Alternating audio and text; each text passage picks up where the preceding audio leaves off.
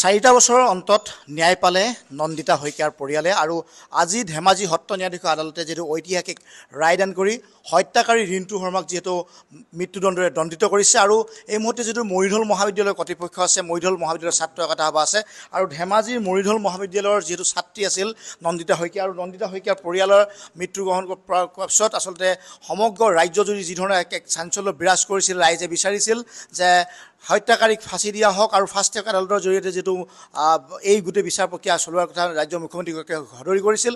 4টা বছৰৰ অন্তত 41গৰাকীকৈ সাক্ষীৰ ভাষ্যৰ ভিত্তিত আৰু 4টা বছৰত যিহেতু তেওঁলোকৰ এই বিচাৰ প্ৰক্ৰিয়া চলিল আৰু বিচাৰ প্ৰক্ৰিয়াৰ অন্তত আজি যিহেতু ঐতিহাসিক যি ৰায়দান সত্ৰ ন্যায়াধীশৰ আদালতে কৰিছে, ধেমাজি মৰিধল মহাবিদ্যালয়ৰ বৰ্তমানৰ যিগৰাকী অধ্যক্ষ ডক্টৰ দীপেন শইকীয়া আছে, আমি তেখেতৰ পৰা জানিব চেষ্টা কৰিম। যিহেতু ঐতিহাসিক এটা ৰায়দান, আপোনালোকৰ মহাবিদ্যালয়ৰ এগৰাকী মেধাৱী ছাত্ৰী ইয়াৰ পৰা পৰীক্ষা দি ঘৰলৈ উভতি গৈছিল, লগত সহপাঠী কস্মিতা দত্ত আৰু তেওঁৰ পিতৃ দেৱ দত্ত। এই গোটেই ঘটনাটো 4টা বছৰ হ'ল, আজি এই ৰায়দানৰ পিছত আপোনালোকৰ প্ৰতিক্ৰিয়া কি হ'ব? আমি আজি যিটো ৰায়দান হৈছে আমি আদৰণি জনাইছোঁ। আচলতে ৰিণ্টু শৰ্মাই যিটো কাণ্ড কৰিছিল সেইটো আচলতে মানৱীয় কাণ্ড বুলি ক'ব নোৱাৰোঁ আমি। আৰু আজি আচলতে ৰাতিপুৱা যেতিয়া ৰায় দিব বুলি শুনিছিল তেতিয়াৰ পৰা আচলতে মনটো উগুল থুগুল লাগি আছিল। অলপ আগতে আমি গম পাইছোঁ যে সত্ৰ ন্যায়াধীশে তেখেতক মৃত্যুদণ্ড দিছে আৰু তেওঁৰ কৰ্মৰ উচিত যিটো ন্যায় সেই ন্যায় প্ৰদান কৰিছে বুলি আমি অনুভৱ কৰিছোঁ। আমি ইয়াৰ পাছতে ক'ব খুজিছোঁ যে সেই ঘটনাটো সংঘটিত হোৱাৰ পিছৰ পৰ্যায়ত আমাৰ ধেমাজি সদৰ থানাৰ পুলিচ প্ৰশাসনেই হওক বা আপোনালোকৰ সংবাদকৰ্মী বন্ধুসকলেই হওক বা বিভিন্ন দল সংগঠন বা বিভিন্ন যিসকল সাহসী লোক আছিল, যিসকল লোকে আচলতে যিটো ঘটনাৰ প্ৰকৃতাৰ্থত সত্য সেই সত্যটো তেখেতসকলে আদালতক জনাইছিল, তাৰ কাৰণে সেই সাক্ষীসকলকো আমি আমাৰ ফালৰ পৰা ধন্যবাদ জ্ঞাপন কৰিছোঁ। আজি কস্মিতা দত্ত আৰু আমাৰ নন্দিতা শইকীয়াৰ ওপৰত যি বৰ্বৰ আক্ৰমণ হৈছিল, কস্মিতা দত্তৰ দেউতাক দেৱ দত্তৰ ওপৰতো যি নিৰ্মম অত্যাচাৰ তেওঁ কৰিছিল, যাৰ ফলশ্ৰুতিত নন্দিতা শইকীয়াই প্ৰাণ আহুতি দিব লগা হৈছিল। গতিকে সেই নন্দিতা শইকীয়াৰ আজি আত্মাই শান্তি পাইছে বুলি আমি অনুভৱ কৰিছোঁ।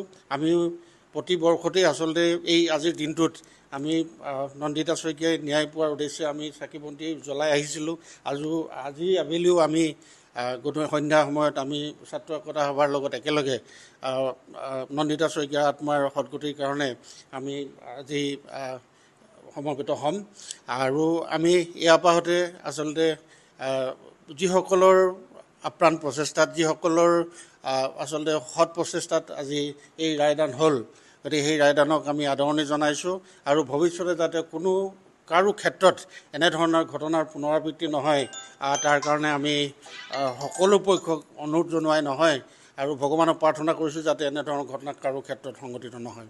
ছাত্ৰ একতা সভাৰ প্ৰতিনিধি আছে, আচলতে ছাত্ৰ সংগঠনটোৱে আপোনালোকে যিহেতু প্ৰতিবাদ সাব্যস্ত কৰিছিল, গোটেই সমগ্ৰ ধেমাজি ৰাইজে দলংগঠনে প্ৰতিবাদ কৰিছিল, মহাবিদ্যালয়ত আচলতে কেইবাদিন ধৰি প্ৰতিবাদ অব্যাহত আছিল, কি ক'ব আচলতে? আজি পোনপ্ৰথমে মই আজি যি ন্যায় প্ৰদান কৰিলে ধেমাজি ছেছন কোৰ্টে যি ন্যায় প্ৰদান কৰিলে আমি ছাত্ৰ একতা সভাৰ পৰা আদৰণি জনাইছোঁ। আৰু আমি মৰিধল মহাবিদ্যালয়ৰ ছাত্ৰ একতা সভাই এই নন্দিতা শইকীয়াৰ পৰিয়ালবৰ্গলৈ গভীৰ সমবেদনা জ্ঞাপন কৰিছোঁ। লগতে তেওঁলোকৰ পৰিয়ালটোৰ লগত 4 বছৰ দিন তেওঁলোকৰ ওচৰত বিভিন্ন ধৰণে সহায় সহযোগিতা কৰা দল সংগঠনৰ পৰা ইত্যাদি কৰি যিসকল লোকে তেওঁলোকৰ সেই দুৰ্ভগীয়া পৰিয়ালটোৰ ওচৰত সাহস হৈ থিয় দি আছিলে, আমি তেওঁলোককো আমাৰ ছাত্ৰ একতা সভাৰ তৰফৰ পৰা কৃতজ্ঞতা জ্ঞাপন কৰিছোঁ। আৰু যিসকল বিষয়াৰ কৰ্মৰ দ্বাৰা বা তেওঁলোকে যি কষ্ট কৰি তেওঁৰ আজি সেই দুৰ্ভগীয়া পৰিয়ালটোক ন্যায় প্ৰদান কৰিবলৈ সক্ষম হ'ল, তেওঁলোককো আমি আমাৰ মৰিধল মহাবিদ্যালয়ৰ ছাত্ৰ একতা সভাৰ পৰা গভীৰ তথা কৃতজ্ঞতা জ্ঞাপন কৰিছোঁ। আমি আৰু এই সিদ্ধান্তত আমি ন্যায়ালয়ৰ সিদ্ধান্তত আমি এই ছাত্ৰ একতা সভাৰ বা ছাত্ৰ সমাজৰ হৈ পিনি আমি এনে এটা দৃষ্টান্তমূলক শাস্তি প্ৰদান কৰাৰ বাবে আমি নথৈ আনন্দিত বুলি ক'ব লাগিব। আৰু যাতে এনেধৰণৰ অমানৱীয় কাৰ্য যাতে দুনাই অসমতে নহয় বা ভাৰতবৰ্ষতে বা কোনো ঠাইত বা কোনো কালে সংঘটিত নহয় তাৰ বাবে আমি প্ৰাৰ্থনা জনাইছোঁ। লগতে আমি আজি সন্ধিয়া 6 বজাত আমি মৰিধল মহাবিদ্যালয়ৰ ছাত্ৰ একতা সভাৰ আৰু উদ্যোগৰ ছাত্ৰ সমাজৰ হৈ আমি আজি বন্তি প্ৰজ্বলন কাৰ্যসূচীৰ লগতে তেখেতৰ নন্দিতা শইকীয়াৰ শ্ৰদ্ধাঞ্জলি অনুষ্ঠানটি আয়োজন কৰিছোঁ।